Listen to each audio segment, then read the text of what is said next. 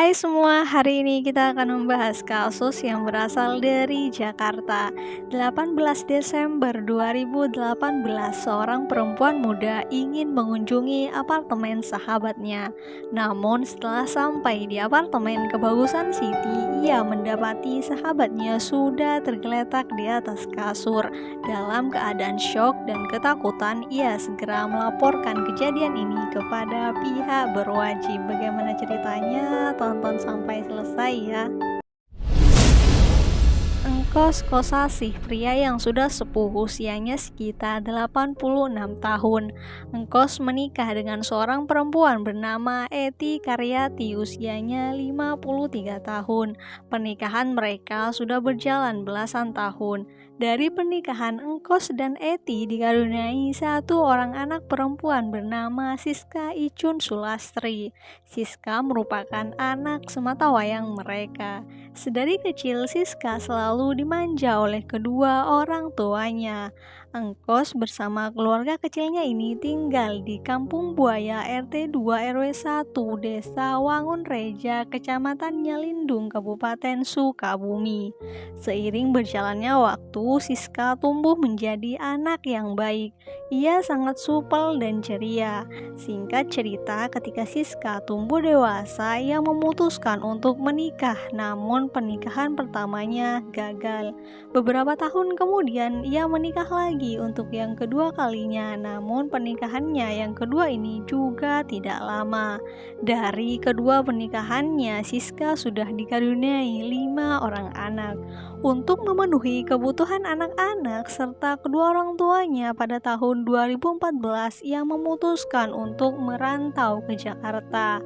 Di Jakarta, Siska tinggal sendirian di sebuah apartemen di unit 19A Tower A apartemen Kebagusan City di Jalan Baung Raya, Kebagusan, Pasar Minggu, Jakarta Selatan.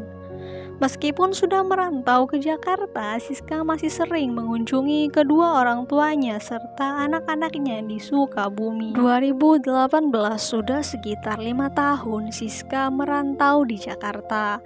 Di tahun kelima ini, Siska masih tinggal di apartemen Kebagusan City. Selama 5 tahun bekerja, Siska sudah banyak sekali pengalaman, termasuk salah satunya Siska pernah bekerja sebagai penjual obat suplemen di sebuah perusahaan yang bernama Sinergi. Di tahun kelima ia bekerja di Jakarta, Siska sudah memiliki pasangan. Siska menjalin hubungan dengan seorang pria yang bekerja di sebuah kapal pesiar.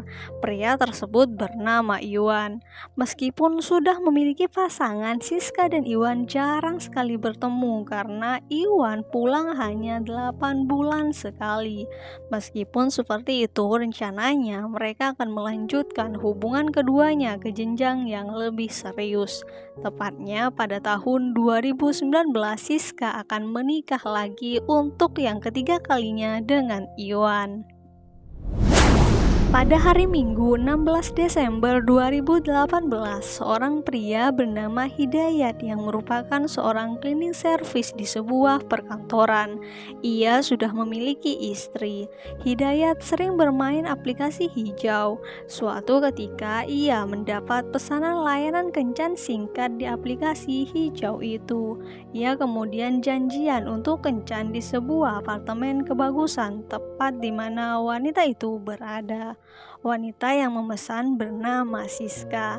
Dari percakapan mereka berdua di aplikasi sebelumnya, Siska menjanjikan uang sebesar 2 juta rupiah. Singkat cerita, sekitar jam 5 sore, Hidayat tiba di apartemen Kebagusan City. Ia meminta untuk segera dijemput oleh Siska di kolam renang lantai bawah. Tak lama, Siska pun akhirnya menjemput Hidayat. Kemudian mereka berdua naik bersama ke unit 19A kamar Siska. Sesampainya di kamar, Siska berganti baju transparan dan dilanjutkan dengan Hidayat menagih janjinya kepada Siska untuk memberinya uang di muka. Namun ternyata Siska tidak mau. Ia meminta agar Hidayat melayaninya terlebih dahulu. Karena kesal, Siska langsung mengancam Hidayat untuk melaporkan kepada sang istri. Dari sinilah perdebatan pun mulai panjang. Kondisi pun sudah tidak nyaman lagi. Tidak hanya itu saja, Siska menarik rambut Hidayat, kemudian keduanya bertikai. Pertikaian tak seimbang pun terjadi. Hidayat langsung mengambil pisau di dekat meja televisi untuk mengancam Siska. Namun tampaknya Siska tidak gentar. Siska dan Hidayat terlibat pertikaian hebat. Mereka berdua berebut pisau itu hingga baju Siska terlepas. Hidayat langsung melayangkan sajam itu ke ulu hati serta pinggang kanan Siska sebanyak 2 kali. Dalam kondisi terluka parah, Siska masih melawan dan berteriak. Hidayat yang mulai panik menekap Siska dan menutup mulut Siska dengan tangan. Karena masih melawan, Hidayat melayangkan kembali sajam itu ke nadi lengan kirinya. Disitulah Siska tergeletak di atas kasur. Setelah melihat Siska tak berdaya, ia meninggalkan apartemen dengan membawa dompet, 2 handphone, serta sajam itu yang ia gunakan. Dalam arah perjalanan pulang, Hidayat membuang dompet serta sajam, jaket, dan kaos miliknya di kali tempe dekat sekolah JIS.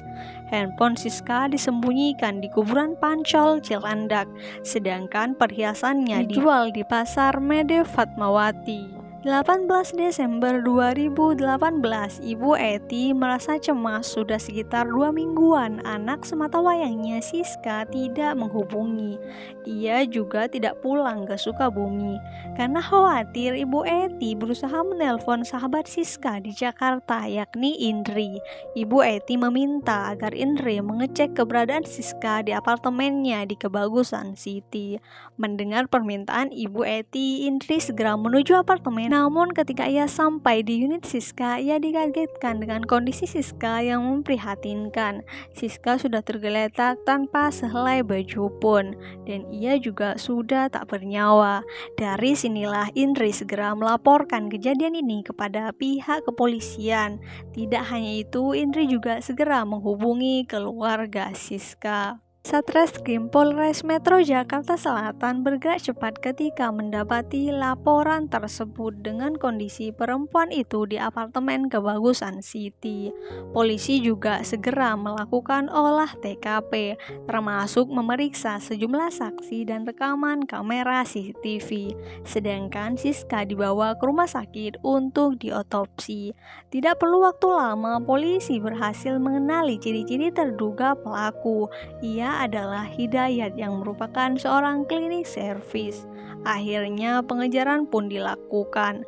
Polisi menerjunkan tim lengkap di bawah komando langsung dari Kasat Reskrim Kompol Adi Sinjaya, Kanit Resmus AKP Biwosono, Kanit Krimum AKP Egidio, dan Ibdario Adikara beserta tim operasional unit Resmob dan Krimun. Pada 20 Desember 2018, keberadaan Hidayat berhasil dilacak. Polisi pun menyergap Hidayat di kediamannya di Jalan Poncol RT 1 RW 7 Cilandak, Jakarta Selatan. Setelah itu ia langsung digelandang ke Polres untuk dimintai keterangan.